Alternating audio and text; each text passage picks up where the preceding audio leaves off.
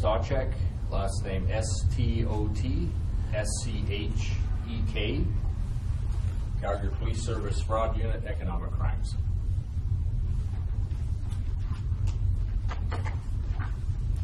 The Calgary Police Service has recently laid 40 charges on 7 individuals in 3 separate fraud investigations, highlighting the importance of Fraud Prevention Month.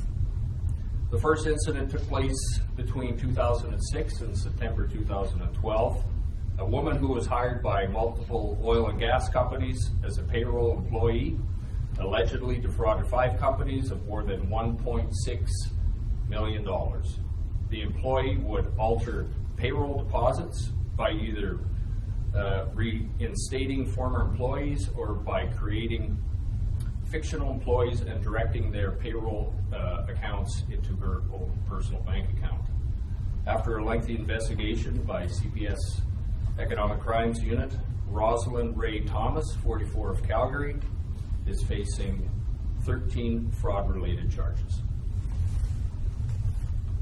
Second investigation found on Tuesday, December 18th, 2012, a man attended a financial institution in the 300 block of Aspen Glen Landing Southwest.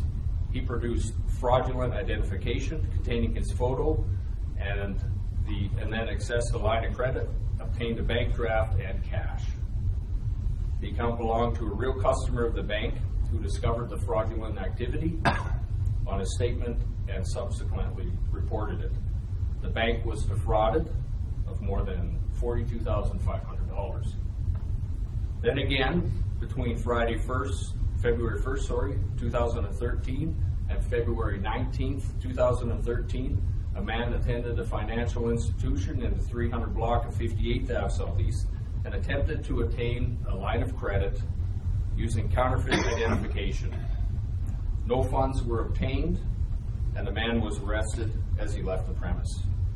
Ian Adam Campbells, 34 of Calgary, is facing 12 related fraud charges.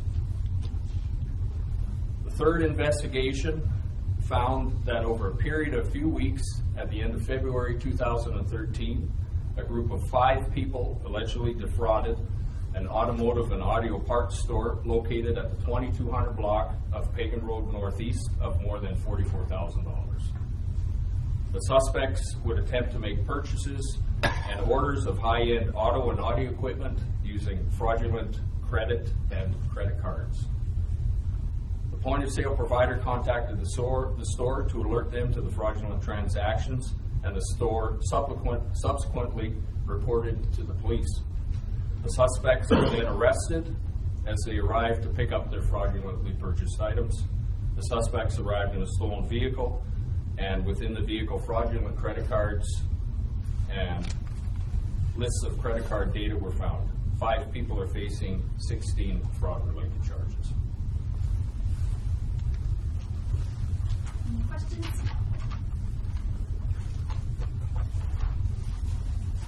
In the first case, the payroll case, you said 5 different companies? Yes. So at what point did the company start realizing something was wrong? Some of the companies it took a few years, and some realized within a few weeks to a few months. Oh. And who contacted the police originally? The companies eventually contacted the police, and then the fraud unit took those files over. And when was that? Do you know? That the initial contact was 2010, I believe, and as a result, 5 other investigations came forward, and as a result, she was arrested and charged. So what was her role within the company? Her role within the company was she would work in areas of payroll and HR and other areas where she would gain access to employee information, to accounting information, where past individuals who were fired, she would reinstate them back into payroll, and she also made fictitious individuals and created a payroll check, and then had those funds deposited directly into her personal account. There's a charge of possession of stolen property in there too, right? Yes. What's that about? The Possession of stolen property, I don't have that information before me right now, but checks, I believe. Can you tell us the credit card fraud charges that were laid? Did they involve phony credit cards? Yes, they are credit cards that were fraudulently created. Were they being made here in town? You know? That's unsure. This was a smaller ring, but we're still investigating it to see the scope. Yeah, most of the credit cards that are used today have the chip technology. Does that not prevent a lot of that type of fraud from happening? The chip is very good at defeating that type of fraud, but still there is a swipe information that is utilized. And these credit cards, if the chip doesn't work, the vendor goes back to the swipe card, the magnetic strip. So that's how these work. And these cards, the cards that you confiscated had both the chip and the swipe? Yes. Wow. In your opinion, high quality credit cards? Not that high quality. Again, chip is, in my understanding, chip has not been defeated yet. But then again, if we still have the mag stripe information on it, then the merchants fall back to the mag stripe. So going back to the first case, do you know why she was stealing money? Pardon me? Do you know why this woman was stealing, in the first case, the payroll instance? Do you know why the woman was stealing money? No reason as to why she was. Did she have a gambling issue, or just? Not that we're aware of. And was she taking it in small chunks and doing it regularly, or just a few times at each place? It was, the investigation showed that it was done on a payroll type of maneuver. So sometimes the companies don't pick that up. It's not great big large amounts of cash. It would be equivalent to whatever an individual is getting paid bi-weekly or monthly. So it was very difficult to track for some of the companies. And do you know what she did with the money? Unknown at this time. Did she lead any sort of extravagant lifestyle? Or? No. Was she did she outsource herself as a payroll expert and work for multiple companies, or did she work for successive companies during that period? Our understanding is she was hired by these companies to work in a position where she would have access to that kind of information. So it could be she may have been hired for payroll, she may have been hired for HR information, but that she had access to that data to create those false accounts. How sophisticated was this operation if it went on for like 6 years? I believe the sophistication wasn't there, but it was enough that she could keep it hidden for certain periods of time. Some companies, like I mentioned, notified it fairly quickly, and some did not. So it was an ongoing issue. And with a larger company, it may have been easier for her to keep that hidden. So just to be clear, was she working for multiple companies at the same time? No. She was working with a company.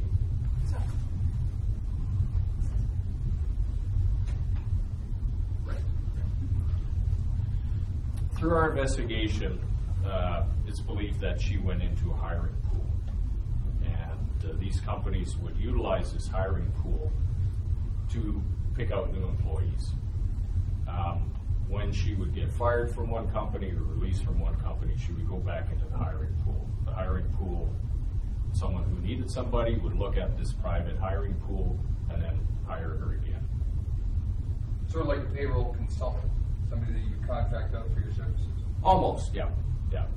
And the reason that we feel that these types of files are important, especially throughout the Fraud Prevention Month, is there are certain things that companies or individuals can do to ensure that the background checks are done properly. For instance, the Calgary Police Service has a police information check unit. Security clearances would not show that an individual is under investigation. If a search is done through our police information check unit, it would show that this individual is currently under 1 or 2 or 3 current investigations regarding removing money. So I don't know what was done by the companies. I can't comment on that as to what background checks were done. But there are certain safeguards in place that people can utilize and would be smart and should utilize on a regular basis. Is fraud overall on the rise despite anti-fraud things like the chip you mentioned, credit card chips and so forth? And do people tend to fall back into a false sense of security because of things like that, the chip? I don't think so. Fraud is very prevalent out there, and the unfortunate thing is people don't report it. And that's the problem that we have in gathering statistical information is individuals feel embarrassed sometimes if they are a victim of fraud, so the police doesn't hear about it. There's the Canadian Anti-Fraud Center that they can report it to. If it goes there, it doesn't necessarily mean that it comes to the local jurisdiction. So we know that we can take a rough estimate that approximately Canadians are victims of $30 billion worth of fraud. Is it on the rise? Is it on the decline? We don't know that. But $30 billion a year. $30 billion a year. Wow. Yeah. And it's an international fraud prevention month. It's not just here in Calgary, Alberta, or Canada. This is worldwide. It's practiced. New ideas come forward. We try and get together. We just got back from a conference in Banff where we had lots of other police agencies and banking agencies trying to get our heads together and try and figure out ways to battle fraud. Today you rolled out results of these charges, these investigations. Can you just give us an idea how many investigations you have on the go? Do you have dozens or hundreds of investigations on the go regarding fraud and illegal economic activity? We have a fair amount of investigations on the go right now. Can we say dozens? Dozens for sure, yes, absolutely. And the fraud unit specializes in some of these more higher end.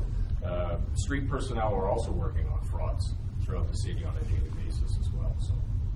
So these investigations take time, right? They do, yeah.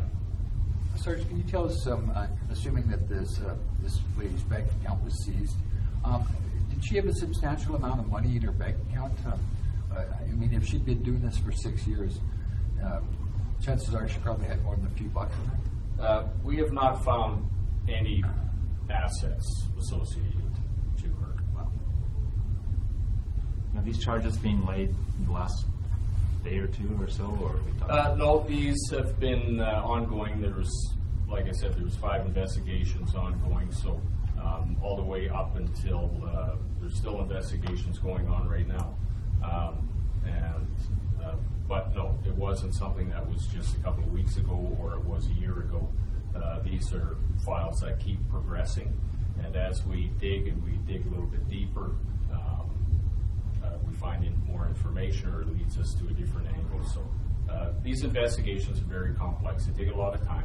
They take a lot of man hours to deal with, and it takes a lot of expertise for our investigators to follow through on them. I'm just wondering, though, were these particular charges and individuals, were they charged recently? Like Yes. All of these 3 examples were fairly recent. Yes. Sarge, what percentage of these crimes are linked to organized crime, or are they all crimes of individuals? It's difficult to say, but organized crime is out there.